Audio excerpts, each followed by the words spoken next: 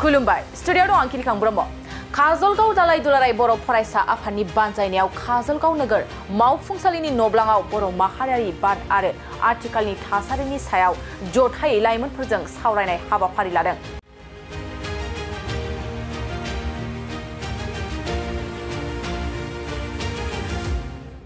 चिरां जिल्ला काजलगाव दालाय दुलाराय बर' फरायसा आफादनि सिङाव गोग्लैनाय गामिफोरखौ लाइमोनफोरखौ लानानै माहारियारि बाद आरो आथिखालनि थासारिनि सायाव सावरायलायनाय हाबाफारिखौ मावफुंनानै लाइमोनफ्रा आथिखालाव गावखौ माब्रै हाबाफारि दानायजों लोगोसे गावनि थांना थानायखौ माब्रै गोजौ फारसे दावगालांनो हागोन बेफोरनि फारसे गुवारै सावरायलायो। बे हाबाफारियाव रायजो सभानि एमपि रोनगोरा नार्जारिया बाहागो लानानै लाइमोनफोरजों गुवारै सावरायलायनायजों लोगोसे लाइमोनफोरनि गोसोखौ बाथ्राखौ सोंनाय फिननायनि गेजेरजों मिथिनानै लायो।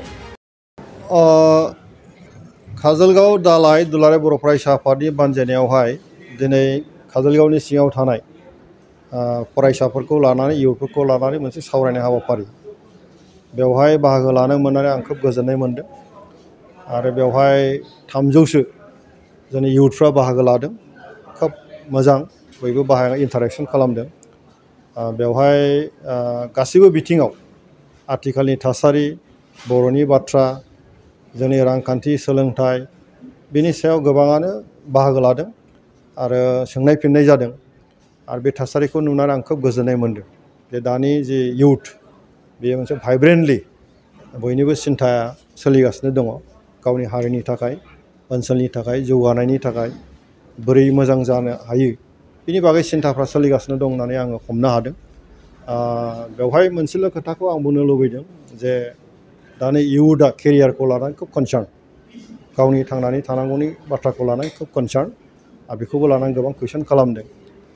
बेवहाय जोंनि जि सुबिदा असुबिदा जि एडभान्टेजफोर दङ बेफोरनि सायाव बयबो सरसा खालामदों। बेवहाय आं गभर्नमेन्टनिफ्राय मा सुबिदा दङ बे बाथ्राखौ फोरमायनाय जादों आरो इन्डिभिजुवेलि एम्पावार्ड बोरै जों जानो हायो। इन्डिभिजुवेलि एम्पावार्ड जाबासोना नोङो जिखिनि एडभान्टेज थाया मानो सरकारि जा बेसरकारियानो जा बेवहाय नोङो देरहासार जानो हानायनि खाबुआ थायो। गतिके मेनलि मेसेजखौ आं बेखौनो होदों जे जोङो बर' जाथि हिसाबै थांनानै थानायनि सिन्थाफ्राथ' दंखासैयानो जे जोंनि बे मोनसे सिद्धान्त जोंनि राव हारिमु थुनलाइ बेखौ लानानै जों दावगालांनांगौ बे जोंनि सिद्धान्त। जोंनि बर' रावा भारतनि मोनसे सरकारि राव हिसाबै दिनै गनायथि मोनबाय। गतिके रावखौ लानानै जों सिन्था खालामनांगौ जेबो गैया। हारि थैनाय थांनायखौ लानानै जोङो बेवहाय गिनांगौ जेबो गैया। दा जोङो दानि मुलुगनां जे मोनसे अबस्था दाथ' डिजिटेलाइजेसन मोनसे जुग डिजिटेल मोनसे जुग जाबाय। बेवहाय जों जाथि हिसाबै थांनानै थानांगौनि थाखाय जोङो जि सिन्था बेखौ लांनांगौब्ला जों इन्डिभिजुवेलि एम्पावार्ड जानांसिगोन। दा मोनसे समाव जों आन्दलनबो खालामबोबाय गोबां जों खहाबो खालामबोबाय खिन्थु आथिखालाव दा आन्दलन गैला। दा गोजोन थासारि फैबाय सरकाराबो स्टेबल जाबाय। दिनै भारत सरकार आसाम सरकार दिनै बिटिसि सरकार जयैनो खामानि मावगासिनो दङ। बेवहाय दिनैहाय जोंनि इयुथफोरनि जि सम बे समखौ जों खुनु मोनसे गोनो गोथो गैयालासिनो जे लस खालामालासिनो जे थि समाव जाहाथे थि सिद्धान्त लानानै बे इयुथखौ जाहाथे जों मोजां डाइरेक्सन होनो हायो मोजां डाइरेक्सनाव जों थांनो हायो बिनि थाखाय जों ज' सिन्था खालामलायनांगौ दङ। ओंखायनो दिनै बिटिसि सरकार आसाम सरकार भारत सरकाराबो इयुथफोरनि थाखाय गोबां माखासे आसनि लादों। बे आसनिफोरखौ जों बोरैहाय सहैहोनो जोंनि इयुथफोरखौ बिनि बागै जों दिनै सरसा खालामदों आरो खोब मोजां जादों आरो गोबां बिथिङाव सावरायनांगौ दङ। बे खोब खम समावहाय बेखौ सावरायजोबनो हाया। गतिके आं आसा थिदों दिनैनि प्रग्रामनि गेजेरजों जे इयुथफ्रा एसेबाबो लाब जागोन। ट्रेन्डखौनो जों दा सोलायनांगौ दं इयुथफोरनि गेजेराव। जों काजलगाव दालाय इउनिट एबसुआ जोंनि काजलगाव इउनिट एबसुनि सिङाव थानाय मोनफ्रोमबो गामिनि इयुथ्सफोरखौ लानानै जोङो मोनसे जथायै सावरायनाय मोनसे हाबाफारि जोङो दिनैहाय लानाय जादों।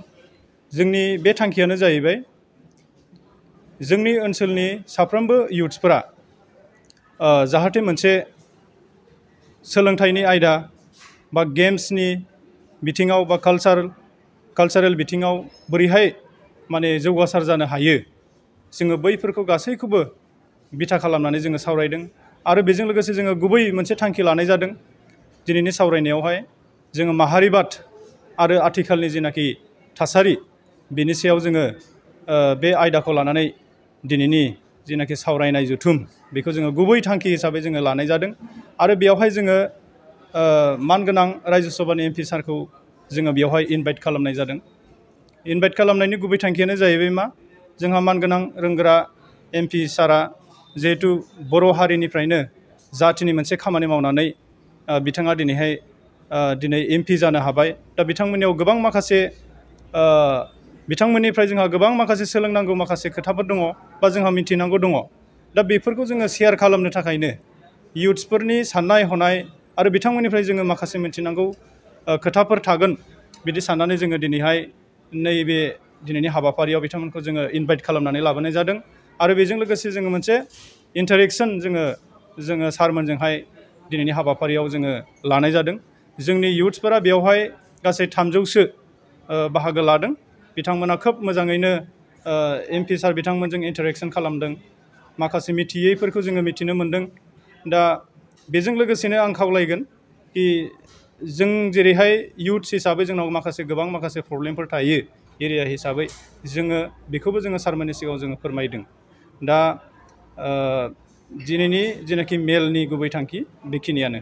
बे हाबाफारिखौ लानानै लाइमोनफोरनि गोसोखौ नोंथांमोना माबायदि हमदांनो हादों? बबे साइडजों थांनाय बायदि? दिनैनि जेनाखि हाबाफारि बेवहाय जोङो साफ्रोमबो इयुथ्सफोरा बेयाव प्रेजेन्ट जादों। बिथांमोना माखासे नलेज, बिथांमोना माखासे बेवहाय साजेस्टफोर मोननानै बिथांमोना निस्सय दिनैनि हाबाफारिनि गेजेरजों माखासे मिथियै खोथाफोरखौ मिथिनानै, बुजियै खोथाफोरखौ दिनै बुजिनानै बिथांमोननि गोसोआ निस्सय माबा मोनसे सेन्स आरो पजिटिभ लामाजों थांगोनखौ जोङो दिनैहाय मिजिं थिदों आरो।